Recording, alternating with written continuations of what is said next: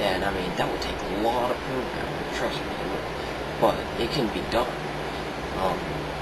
Other than that, virtual reality is very possible in the future. I actually hope to be one of the pioneers of it, but unfortunately, I wouldn't really know where to start other than computer programming and hardware. Well, mind uploading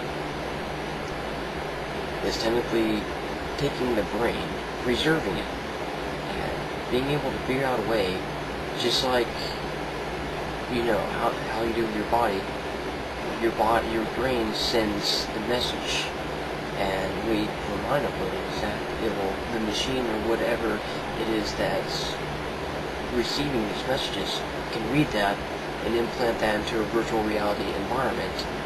So therefore, we can have a full working body, everything. We can figure out that code, that hex number, that makes us feel certain things. Like when you breathe in, you can feel yourself breathing in. You can feel everything. You know, you feel fine. You feel great. We can do that. It's a very possible thing. I mean, some people believe that you can't do it, but you have to be real with this. If we can figure out what our mind is sending to our body, we can do that to a computer. We can do that to a virtual reality environment. And with that, we can create a whole entire new universe. A virtual reality universe. And when you think about it, are we in a universe right now? Are we in a virtual reality universe right now? That's, just think about it. Are we like in some kind of alien spacecraft? Are we actually a different race, or is this some kind of test to see if we're, liable enough for certain jobs in this other life that we have? You just think about the Matrix. Think about the Matrix and how that is.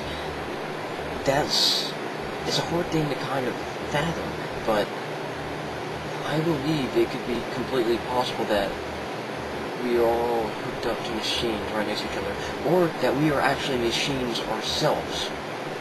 That we are just, machines hooked up to computers being enabled to feel all these emotions of life. Maybe life isn't anything. Maybe we're all actually just nothing right now. Maybe we're all just one big dream of some fat guy eating a donut, taking a nap. How do we know that we're just not? How do we know we even exist? Yeah, we're sitting here, we're breathing, we're drinking, we're eating, we can feel everything, but that's because it's created in here. But how were we all created? The universe, how was that created? Big Bang. How was the Big Bang created? Particles, matter in the universe. How was that created? There's an equal and opposite to everything. But how do we figure out what the opposite is? And that's why I think dark matter,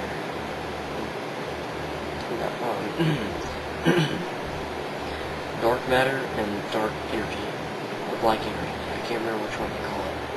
That's why I think that is the answer. I think that is the opposite. And I think that can answer a lot of things going on with just life in general. Is there a spiritual world? Is there a different realm? And let's just talk about ghosts. Ghosts. Who's seen them? To tell the truth, I haven't had any experiences, but I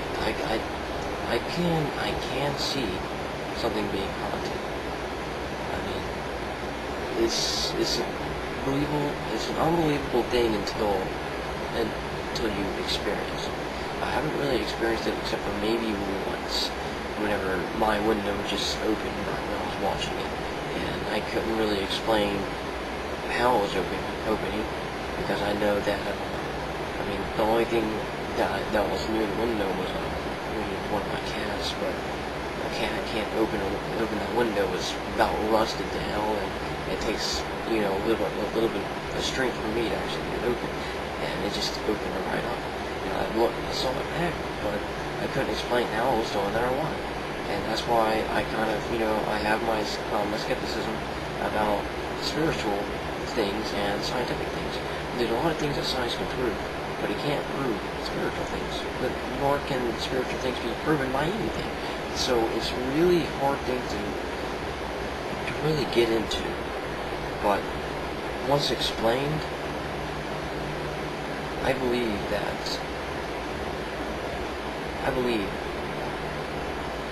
we'll find the answer. But when we do find the answer, whatever life that we might actually be having right now, whatever systems we might be hooked up to be experiencing this life, will all come to an end, because that would be the answer to life, and there is no answer to life, because there is no question. There is no one question that one answer can answer. And if we do somehow find that answer, an answer to every question, to that one question that cannot be answered, is a paradox. Life is a paradox. It cannot be explained. Anyways, cryonics, very big possible thing. I mean, to tell you the truth, I'm not really afraid of death, but I am afraid of what happens to me. You know, I don't know if death is in passing, or how I will just disappear. It doesn't, you just can't fathom yourself. And it's a hard thing. I mean, everyone has to be afraid of it, unless, you know, you have a firm belief in a religion, which is alright. I mean, because we might even be right with their religion. Maybe Jesus did exist. Maybe Jesus did rise up into the sky. Maybe he did. Maybe it was just someone's big, you know, maybe someone going fucking insane, wrote a book and everyone liked it or something. It's hard to explain. I mean, we can develop a time machine to go back and see all this stuff, and maybe a spiritual thing does exist. And maybe there are different types of gods other than the Christian God, which, to tell you the truth, seems kind of sluggish to name your God, whenever God isn't a specific thing. But that's why I usually say deity.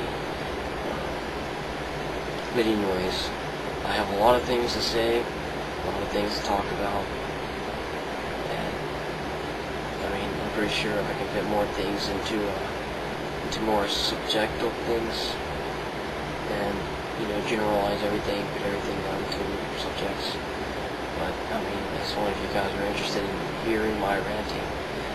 Anyways, I'm going to go ahead and stop this video, because I'm pretty sure I'm going to have to have it. But anyways, thank you guys.